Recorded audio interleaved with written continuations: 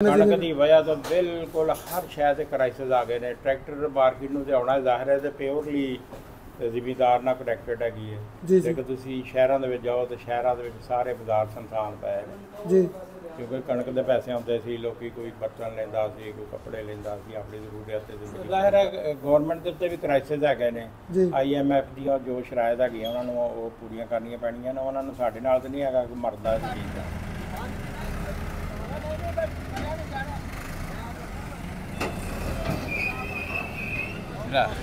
अस्सलाम वालेकुम दोस्तों, अपना चैनल PK यूट्यूब चैनल ते खुश आमदीद। दोस्तों मौजूद हाँ जी राणा फार्म इंडस्ट्री ते राणा रिजवान साहब नाल गलबात करते हैं। मार्केट की की सूरत हाल वगैरह तुहानूं मार्केट के हवाले नाल अपडेट वगैरह देने हैं। तुहानूं पता है काफ़ी ज़्यादा मार्केट की खबरां वगैरह गर्दिश कर रही हैं।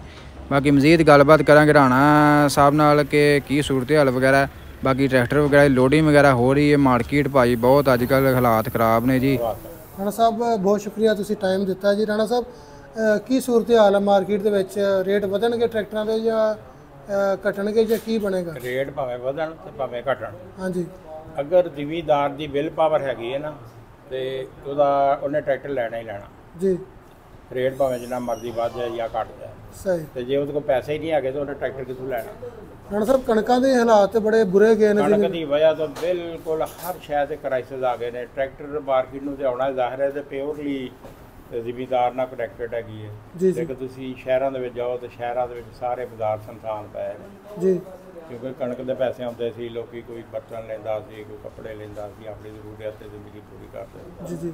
ਉਹ ਜ਼ਰੂਰੀਅਤ ਤੇ ਜ਼ਿੰਦਗੀ ਤੋਂ ਬਿਲਕੁਲ ਪੂਰੀ ਨਾ ਕੋਈ ਠੇਕਾ ਦੇ ਸਕਦਾ, ਨਾ ਆਪਣੇ ਅਖਰਾਜਾਤ ਪੂਰੇ ਕਰ ਸਕਦਾ ਬਿਲਕੁਲ। ਹਰ ਕੋਈ ਬੰਦਾ ਖਰੀਦਦਾਰ ਹੀ ਨਹੀਂ ਹੈਗਾ। ਹੁਣ ਦੇਖੋ ਨਾ, ਇੱਕ ਬੰਦਾ 6 ਮਹੀਨੇ ਬਾਅਦ ਵਿਚਾਰੇ ਦੇ ਜ਼ਿਮੀਦਾਰ ਦੀ ਫਸਲ ਆਈ ਹੈ ਜੀ, ਤੇ ਉਹ ਹੁਣ ਵਿਹਲਾ ਬੈਠਾ ਹੈ, ਉਹਨੇ ਆਪਣੇ ਅਖਰਾਜਾਤ ਕਿੱਥੋਂ ਪੂਰੇ ਕਰਨੇ, ਆੜ੍ਹਤੀ ਦੇ ਪੈਸੇ ਕਿੱਥੋਂ ਦੇਣੇ? ਸਹੀ। ਇਸ ਕਰਕੇ ਹਰ ਚੀਜ਼ ਤੇ ਕ੍ਰਾਈਸਿਸ ਹੈ। ਰਾਣਾ ਸਾਹਿਬ ਜਿਹੜੀ ਬਾਹਰੋਂ ਕਣਕ ਮੰਗਵਾ ਕੇ ਜ਼ਿਮੀਂਦਾਰ ਤੇ ਜ਼ੁਲਮ ਹੀ ਕੀਤਾ ਫਿਰ ਇਸ ਤਰ੍ਹਾਂ ਹੁਕੂਮਤ ਨੇ ਬਹੁਤ ਜ਼ਿਆਦਾ।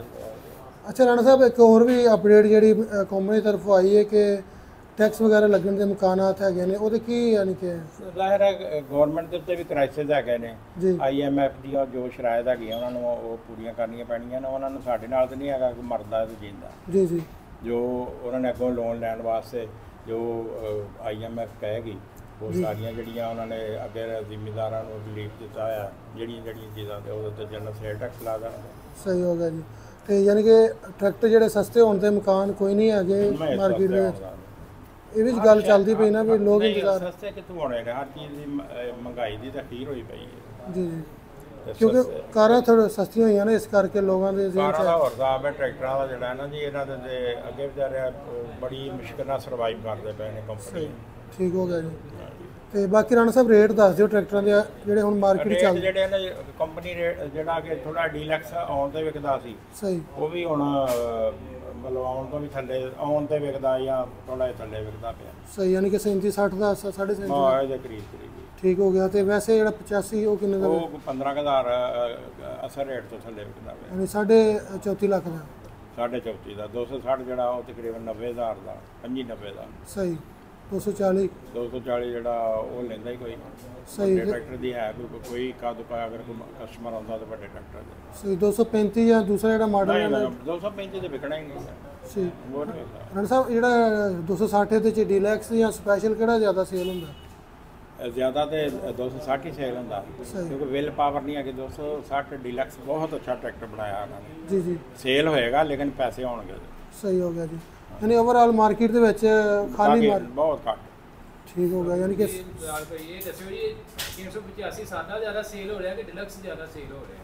ਜਿਹਦੇ ਕੋਲ ਤੇ ਪੈਸੇ ਆ ਉਹ ਤੇ ਉਹ ਡੀਲੈਕਸ ਹੀ ਲੈਂਦਾ, ਤੇ ਜਿਹਦੇ ਕੋਲ ਨਹੀਂ ਹੈਗੇ ਉਹ ਵਿਚਾਰਾ ਖਿੱਚ ਕੇ ਮਤਲਬ ਡਿਲਕਸ ਦੀ ਜ਼ਿਆਦਾ ਡਿਮਾਂਡ ਹਰ ਬੰਦੇ ਦਾ ਦਿਲ ਕਰਦਾ ਕਿ ਉਹ ਲਈ। 3 ਲੱਖ ਦਾ ਫਰਕ ਹੈ ਨਾ ਕੀਮਤ ਦਾ। ਅਸਲ ਗੱਲ ਹੈ ਕਿ ਪੈਸਿਆਂ ਦੀ ਗੱਲ ਹੈ।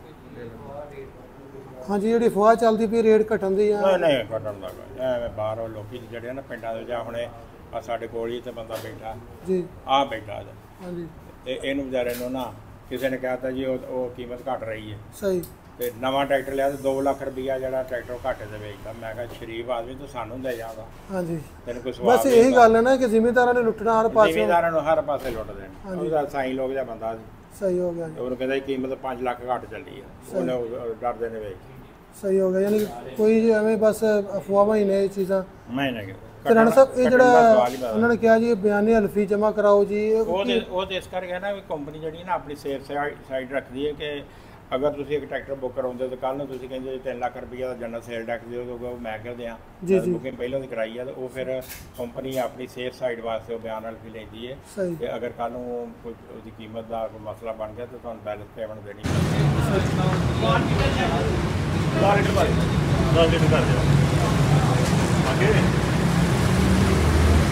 ਹੋ ਜਾਏਗੀ ਯਾਰ, ਕਰ ਲੈਣਾ ਨਹੀਂ ਹੋਣੀ ਬਸ ਜੋ ਨਹੀਂ ਪੱਕੀ ਗੱਲ ਹੈ ਭਈਆ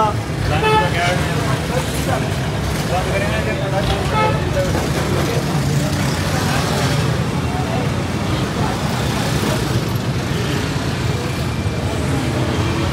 ਪਤਾ ਲੱਗਾ ਮੈਂ ਲੱਭਣੀ ਗੱਲ ਮੇਰੇ ਆ ਜਾਣ ਕੋਲੇ ਆਪਨੇ ਲਓ ਜੀ ਪੈਟਰੋਲ ਪੰਪ ਤੇ ਆਏ ਆ ਜੀ, ਡੀਜ਼ਲ ਵਗੈਰਾ ਪਵਾ ਰਹੇ ਨੇ। ਤੇ ਚਲਾ ਕੇ ਲੈ ਕੇ ਜਾਣਾ ਜੀ ਗੱਡੀ ਦੇ ਕਿੰਨਾ ਪਾਇਆ ਡੀਜ਼ਲ? ਵਜਦੇ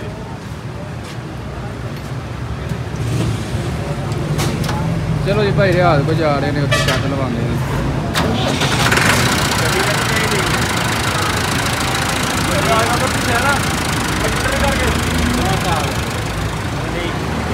ਨਹੀਂ